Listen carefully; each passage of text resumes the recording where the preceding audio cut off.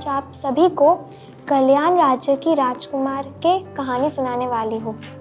बहुत साल पहले कल्याण नाम के एक राज्य रहा करता था। उस राज्य के राजा का नाम अमेंद्र था। राजा अमेंद्र उत्तम साहसी और दयालु स्वभाव के राजा थे। एक दिन राजा अमेंद्र शिकार पर निकले थे। अचानक से उसने देखा कि दो कुत्ते एक बेचारे खरगोश के पीछे पड़े हुए थे। जैसा कि मैंने पहले ही कही थी कि राजा अमेंद्र बहुत साहसी और दयालु स्वभाव के थे, तो उन्होंने उस दोनों कुत्तों को वहां से भगाई और उस बेचारे खरगोश को बचाई। राजा महल लौट आए।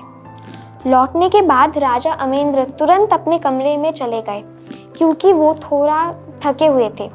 पर राजा को क्या पता था कि अब उसके साथ जो होने वाला था वो इस पूरी राज्य की जिंदगी को ही बदल देगी।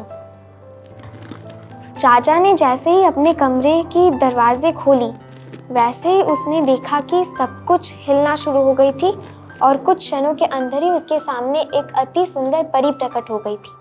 परी ने राजा से कहा, मैं ही वो खरगोश हूँ जिसको तुमने आज बचाया है। मैं बस ये परखना चाहती थी कि तुम दयालु हो या नहीं, पर तुम तो सचमुच दयालु ही निकले। बताओ तुम क्या चाहते हो? तुम जो चाहते हो मैं तुम्हें वही वरदान दूंगी। राजा ये सब बात सुन के बहुत खुश हो गया था। राजा ने कहा, मैं बस इतना चाहता हूँ कि मेरे बेटे भी बड़े होने पर मेरी तरह ही साहसी और दयालु राजा बने। परी ने कहा, तुम जो चाहते हो वैसा ही होगी।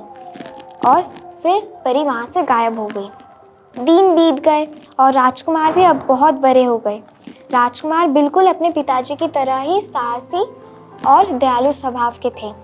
और आखिर में एक दिन उसके अभिषेक के दिन भी आ गई थी। राजा ने कहा, बेटा तुम अब बहुत बड़े हो गए हो, इसलिए तुम्हें अब इस राज्य की राजा बनना पड़ेगा। इस राज्य की प्रथा के अनुसार तुम्हें पहले एक परीक्षा देना पड़ेगा। अगर तुम इस राज्य परीक्षा में उत्तीर्ण हुए तभी तुम इस राज्य के राजा बन सकते हो।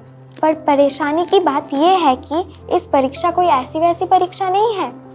इस परीक्षा में पहले तुम्हें इस राज्य की बिल्कुल दक्षिण दिशा में जो बहुत ऊंची पर्वत है उसकी बिल्कुल ऊपर चढ़ना पड़ेगा।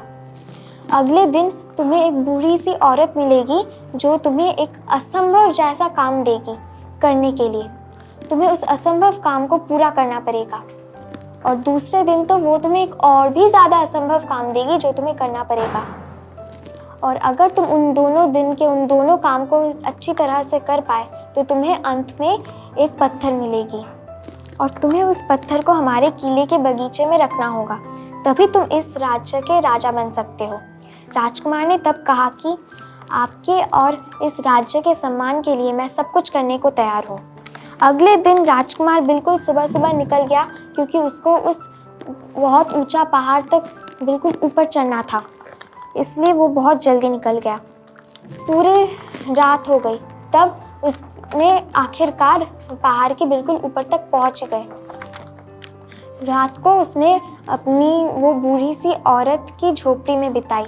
अगले दिन उस बूढ़ी सी औरत उसको नदी के पास ले जाते हुए कहा, सुनो, मैं तुम्हें एक काम दूंगी, तुम्हें वो पूरा करना पड़ेगा। तुम्हें एक दिन के अंदर ही इस नदी से सारा के सारा पानी निकालना पड़ेगा। अगर तुमने ऐसा नहीं की तो तुम्हारी मृत्यु भी हो सकती है। ये कह के वो औरत वहाँ से चली गई। राजकुमार अपने हाथों से नदी का पानी निकालता गया तो निकालता ही गया। ऐसा लग रहा था कि वो पानी कभी खत्म ही नहीं होगी। रात हो गई, तभी राजकुमार हाथों से पानी निकालता ही गया और अचानक उसे एक आवाज़ सुनाई दी। तुम अगर चाहो तो मैं तुम्हारी मदद कर सकती हूँ, उस आवाज़ ने कहा। राजकुमार जब पीछे मुड़ के देखा तो उसने देखा कि वहाँ एक चूहिया खड़ी थी। राजकुमार ने पूछा, तुम भला मेरी कैसे मदद करोगे?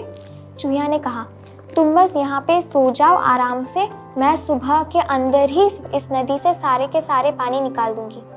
राजकुमार ने वैसा ही किया जैसा उस चूहिया ने उसे करने को कहा था। अगले दिन सुबह जब राजकुमार नींद से उठा तो राजकुमार ने देखा कि उस चूहिया की बात ही सही थी। नदी में इतनी सी भी पानी बचा नहीं था।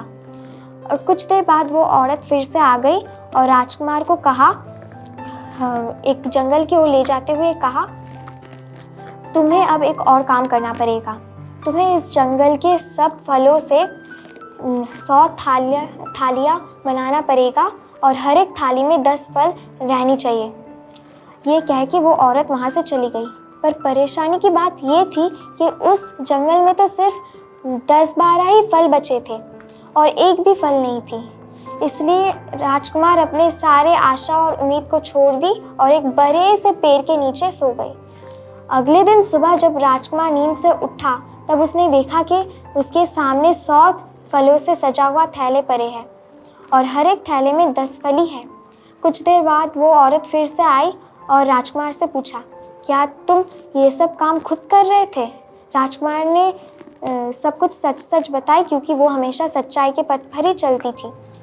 और आखिरकार वो औरत ने बताया, मैं ही वो पहले रात की चूहिया हूँ जो तुम्हारी मदद की थी, और दूसरे दिन भी मैं जब तुम सो रहे थे सारे के सारे थाली मैं ही सजाए थे। फिर उस बूढ़ी सी औरत ने कहा, पर मैं बस इतना परखना चाहती थी कि तुम सच और झूठ में से कौन से पथ को चुनोगे, पर तुमने तो सच्चाई के पथ को ही चुना। एक राजा के लिए आवश्यक है कि वो हमेशा सच्चाई के पथ को ही चुने और तुम वही काम की।